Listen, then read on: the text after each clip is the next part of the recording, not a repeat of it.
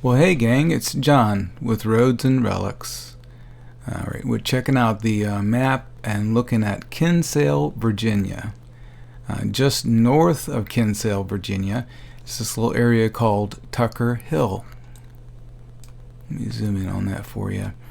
Tucker Hill is right next to this little creek called Bonum Creek, and there's a road here called Old Yeocomico Road. And that's where we're headed over to see this guy. There's a history marker here and a very old church called Yeocomico Church. And the story is this has something to do with poisoned wine during the War of 1812. Very intriguing. We're going to go check that guy out. Now let me show you the route here. I got the map pulled up for us. Alright, Google's got this clocked in at 45 minutes, about 35 miles or so. So we'll just leave out a home base here and follow the route down. And right down here just south of Hague, Virginia, we'll make a turn here at Carey's Corner. And follow this road up to this little road called Rose Tucker Road, which looks like that. That's our little featured back road. Isn't that cool? Very nice. No lines. We like those roads that don't have any lines. And then once we get all done checking out this guy and exploring the church, I thought we could head over to Coles Point Marina, not too far away, and get a beautiful view of the water to cap off the adventure. Well, that sounds like a pretty awesome plan to me. I'll go ahead and get the van all packed up and ready for us, and I'll meet you right back here. In the meantime, let's go ahead and make a quick recon flight.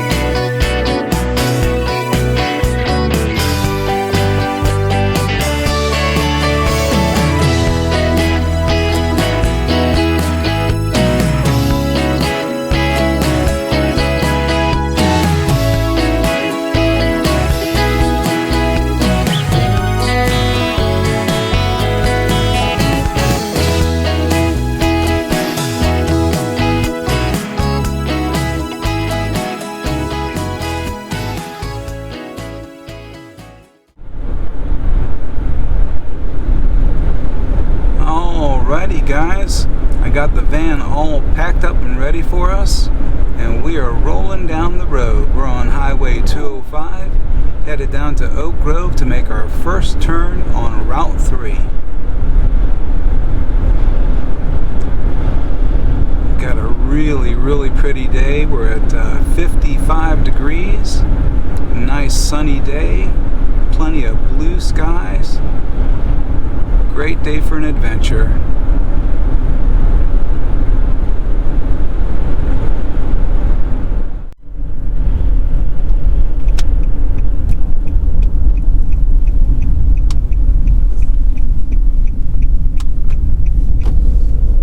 Alrighty guys, this is Route 3, Kings Highway.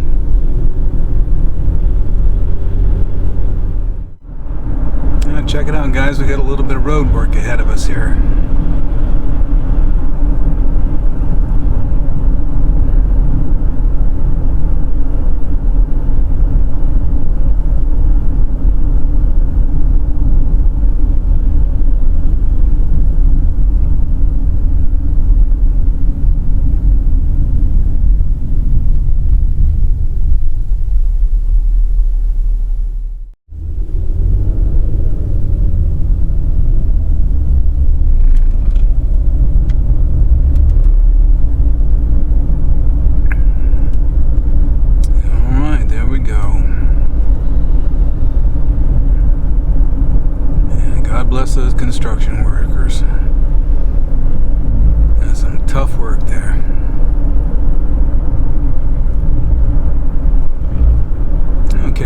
shouldn't take too long at all.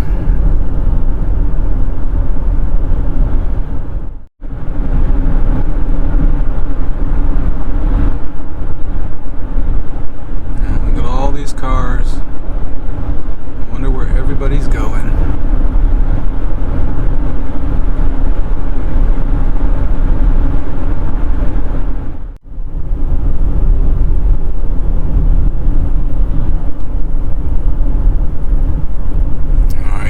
Coming into the town of Montrose, Virginia.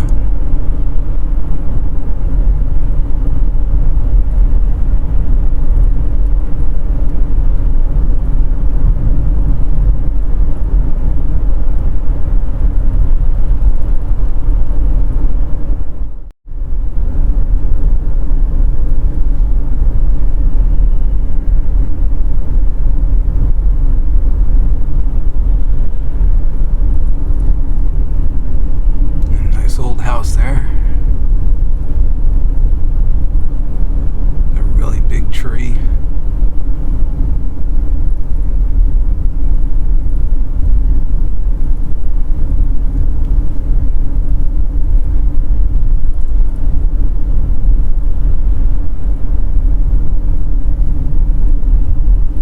Okay, gang, we're in the historic town of Montrose, Virginia.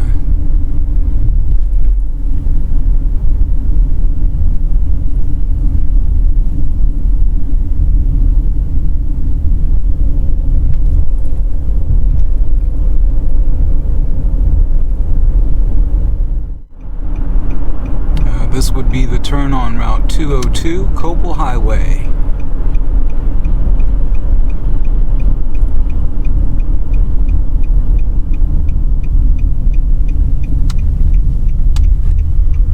All clear.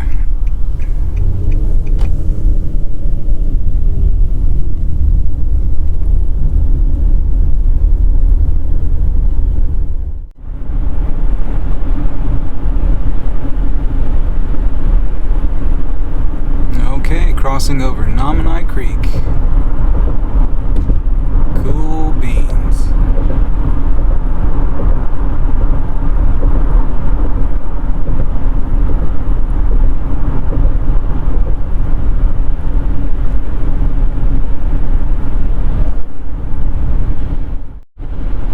Check out that flag blowing in the breeze there.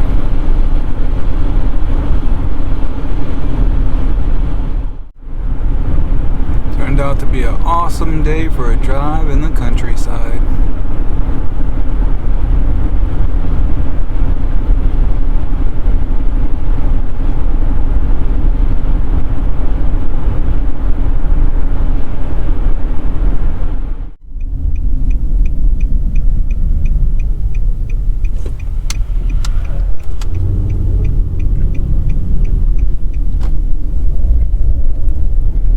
Alright guys, we're on Zion Church Road.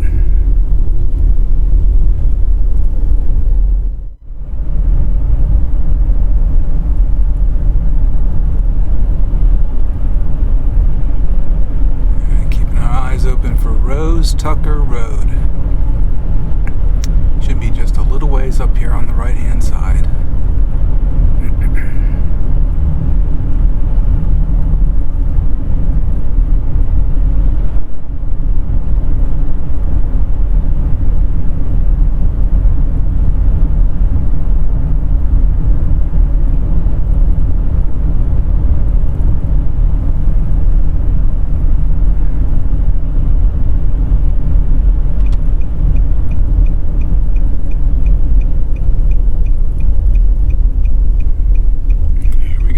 Rose Tucker Road.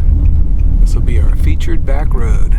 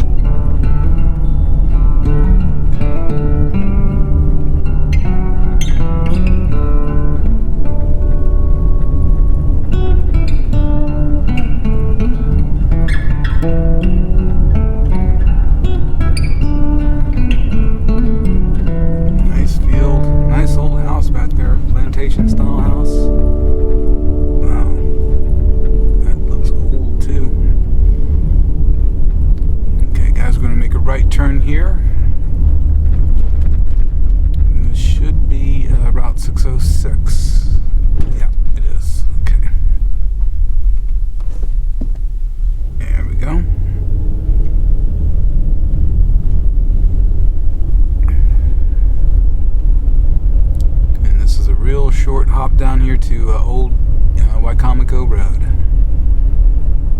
Now that's a crazy looking tree. And here it is, Old Yeocomico Road.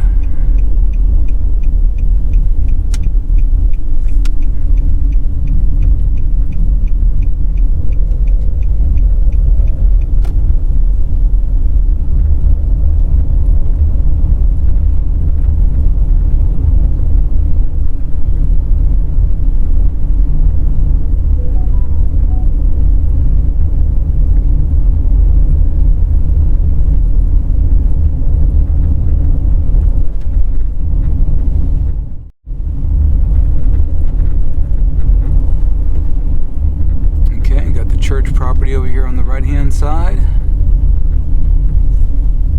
Wow, what a big graveyard.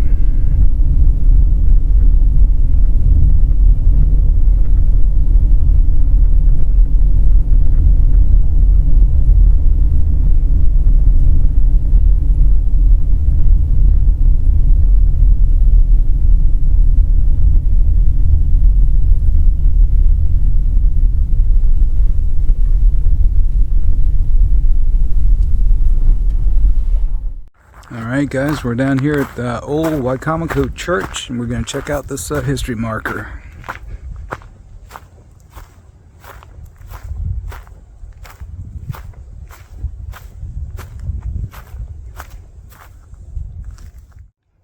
Alright guys, we have history marker JT93, the War of 1812, poisoning inquiry at Yeocomico Church. In spring 1814, a 36th U.S. Infantry Detachment camped here at the near ruinous Yeocomico Church to guard against British Potomac River raids. Soon after the British landed at nearby Nominee Ferry in July, they found poisoned wine at the Thompson House and accused the Virginia militia of uncivilized warfare.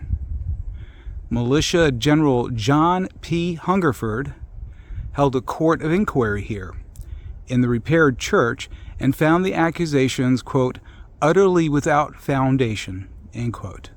The British accepted the finding, and in 1816, William L. Rogers, a 36th Regiment soldier, returned here from New Jersey and married Anne Murphy Irefield and coordinated the 1706 church's restoration. Wow. What a cool marker. So now we know what the poison wine was all about. Very cool. Alright guys, this is Old Yeocomico Church.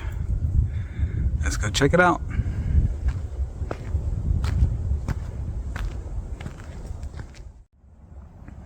Okay, we got a plaque here.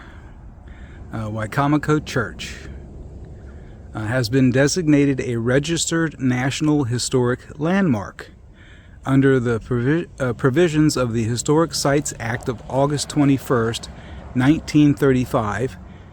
This site possesses exceptional value in commemorating or illustrating the history of the United States. And that was by the U.S. Department of Interior. Wow. National Park Services, 1970. And the little one to the left, that reads, Yeocomico Church has been registered as a Virginia Historic Landmark, pursuant to the authority vested in the Virginia Historic Landmarks Commission, and that was the Act of 1966. Cool beans. Okay, got another little plaque on the opposite side. It says 1965. These walls restored to the glory of God in loving memory of Philip Smith Griffith and Emily Faith Griffith. There's a sundial here in the yard. That's pretty cool. And inscription on the sundial reads, Philip Smith, 1717. Very cool. so that's the original altar table. The stringers between the legs there are much more primitive than the legs themselves, which we were able to get a gentleman by the name of Kerry Howlett, who is, or was at this point, the main furniture restorer at Williamsburg, to come and date the legs, and he figured out that they were probably Jamestown era. Really? Yeah. Wow. And during the disestablishment of the church, after the Revolutionary War, because this was a Anglican, it was Virginia was a crown colony rather than a company colony. So being that meant that they had to have the state religion of Anglicanism. So when the revolution happened, they dissolved the church, and most parishioners went to, Lutheran, Baptist, Methodist, etc. Well, when it was reestablished a number of years later, they went around and were trying to ask, because where did our altar table go? And it turns out it had been used as a chopping block. No kidding. In a barn. Yeah. Wow. So they brought it back. Same thing, roughly, with the baptismal font there. Now, you know that Richard Henry Lee was baptized here. Richard Henry Lee was baptized here? Was baptized here in that font. Wow. There is some conjecture, and I'm not going to say if I, either or. There's some conjecture that George Washington was baptized in that font. Yeah. I think it's... isn't it noted somewhere that he did visit, though, on a couple of occasions? So his mother's godfather was Colonel George Eskridge, whose plaque is right there to the right, and he was on the vestry here. Mary Ball, George's mother, named George for Colonel Eskridge. So there is some, I don't know if there's a lot of water, but there is some, it holds some water, that he may have been baptized here. Wow. Using that font right there. Mind if I get a little closer? Okay. So what you're in right now is the original portion of the church that was framed up in 1655. The original church would have been kind of like a barn, would have been wood frame, but they used it as the frame for the brick structure, which is why this door is recessed. Yeah, I was going to say that door looks very, very old. Well, it's not only is it old, it's very likely it is the original door to the church. It's a wicket door. There's a ecclesiastical purpose for it. There's a part in the Bible where narrow is the path to heaven, wide is the path to damnation. You would enter through the smaller door to get into the church. Small is the path, narrow is the path, and then you would leave through the wider door. Wide is the path towards damnation. But this, like most churches, are oriented facing east. So the altar, the congregates would have originally, the rows of pews would have gone like that. And then later on, when this addition was put up, they shifted it so the church has the cross structure that a lot of churches have. This little table right in front of you, we have also found is about from the same time as our altar table. As you can see, the stringers between the legs are much less, they're more rudimentary than the main columns there. And that's because, like the table legs on the altar, they were probably turned en masse by some carpenter down in Jamestown, and then put in a barrel and traveled around and sold. And the brickwork I see in the floor. Yeah, this is a ram dirt floor, original as far as we can tell. And it would have there was this wonderful thing that the Anglicans and many of the Roman liturgical churches have, where every single day you would come in at the back of the church and you'd start at the altar, which is, where you're baptized, where your birth into the church. And every single time that you're in church, you would head up to the altar, and that would be your walk of life until finally, when you die, you have your ashes put up at the altar. So the church, simulates that sort of walk of life. And then the only other thing I think that might be kind of fun here to mention is if you look up, the ceiling here has a distinct ship look to it. And around the time that this church was built, there was a community of Dutch shipbuilders living in the area. This was just prior to the Anglo-Dutch War. So these folks were, tenuously here, probably not at all really enthused with how things were going. But it is very likely that those guys were contracted to construct the roof of this church. The other thing is that at the time, the only link, obviously to England, the mother country, was by ship, which meant that basically everybody knew somebody who had died on a ship. Or at least knew somebody who had died on a ship. Yeah, and I'm sure it was like a way more prevalent construction technique at the time. No, absolutely. Because, what is a roof but an upside down boat hull? Yeah, exactly. I was going to say it looks just like a boat hull. Exactly. Really does. And was constructed to reflect that. A fun little piece of architectural evidence as to how this thing was framed in. Is that corner there. Now, that corner right there is offset. The beams do not meet. They don't butt directly into each other. Yeah, I see that. That's 8 inches of brick on this side, 8 inches of brick on that side until they would have put the addition on. There's no other reason that anybody would have done that in a church other than if they were framing the church out. So... It's also, I can open the door for you here if you'd like. That'd be awesome. This is the large door, and you can see here how thick the brick walls are, which, structurally, there's really no reason to do this, other than if you were framing out an existing structure. Yeah, that is pretty thick. But, yeah. And we also, here, I've been told, these are Masonic columns. Interesting. Yeah. Okay. And a number of people on the vestry at the time of the construction of this church were Masons.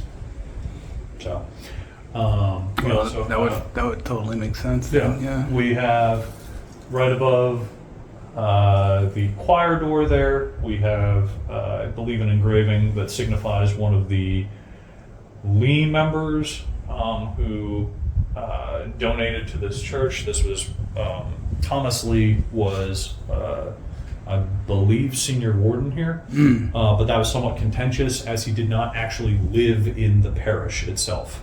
He lived in a neighboring parish, so there was a lot of back and forth on whether or not he should actually be allowed to be in this church. Because at the time, vestry officership was the way that you climbed the political ladder. Because it was the state religion, you started in the vestry, and then you worked your way to the Virginia House of Burgesses from there. And that's exactly what Thomas Lee did. We also, right above this foyer here, we have if I remember correctly, the Scottish thistle, a small carving on the brick here. Of the Stuart line. Although I've also heard that could be a communion chalice, but we've had a number of people come out here, and it's been somewhat contentious as to what it is. We have the very cool. And then we have the brick structure of this church was built in 1706, hence the 1706 stamp above the choir door there. And then it has the pillared Tudor rose.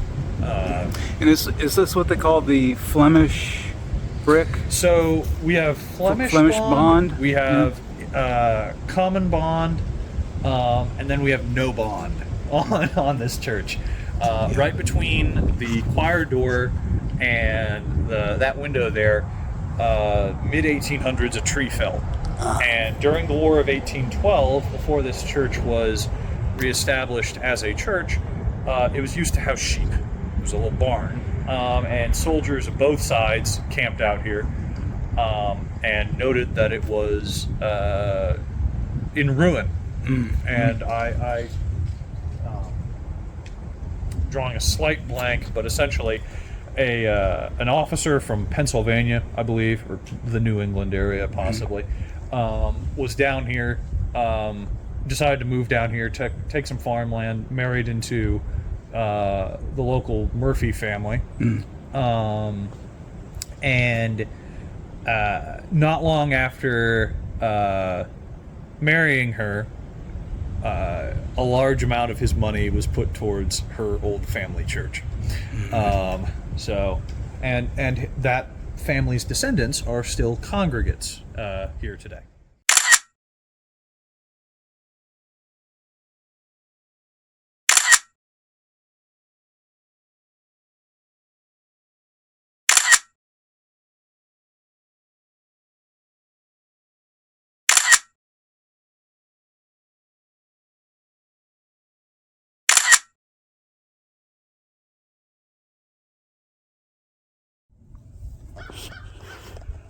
Okay, so there is the choir door. And there's the mark above the door there that they believe it belongs to the Lee family. And then you can see the date marker at the very top there with the date of 1706. Very cool.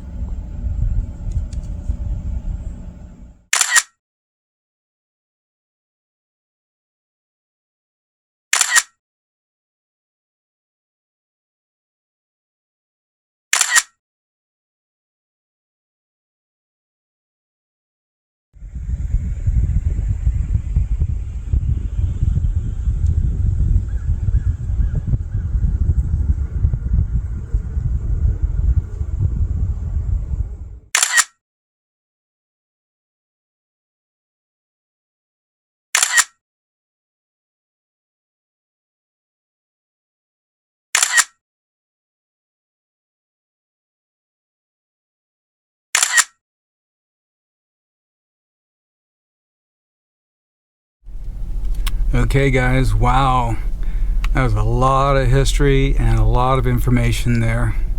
A gentleman named Will did a really good job of explaining everything. Just amazing, guys, absolutely amazing.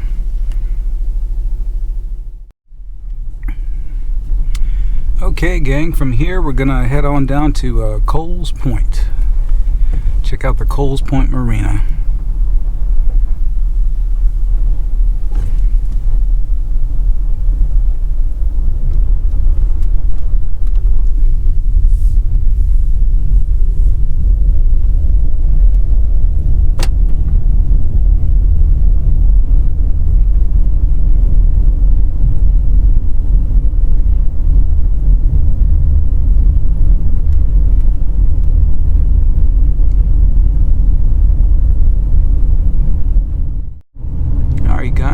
on Blackbeard's Pond Road.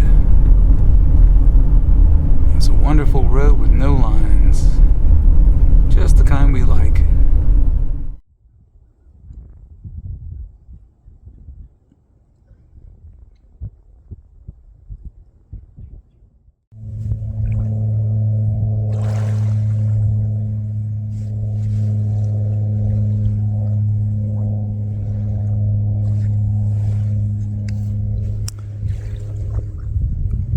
Well, guys, we had an adventure.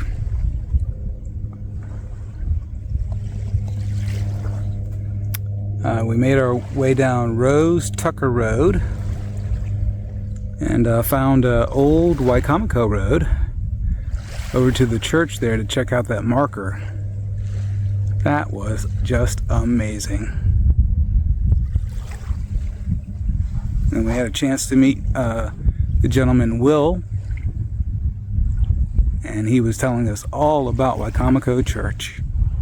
Such a rich history there. Amazing.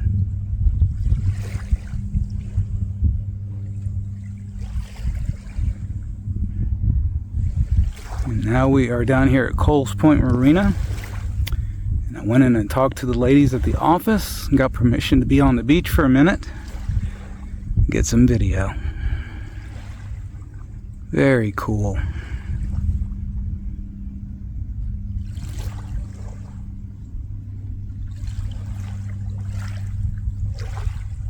And now we're down here by water's edge, checking out the Potomac River. So peaceful.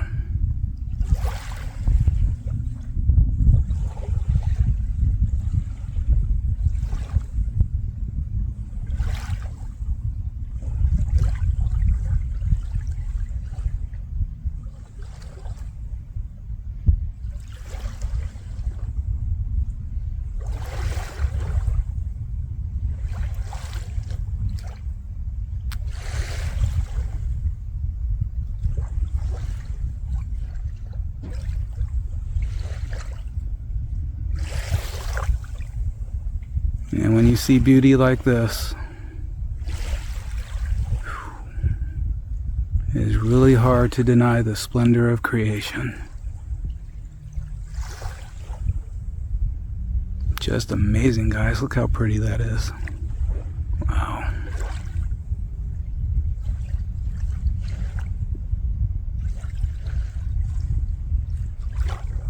Today was a good day.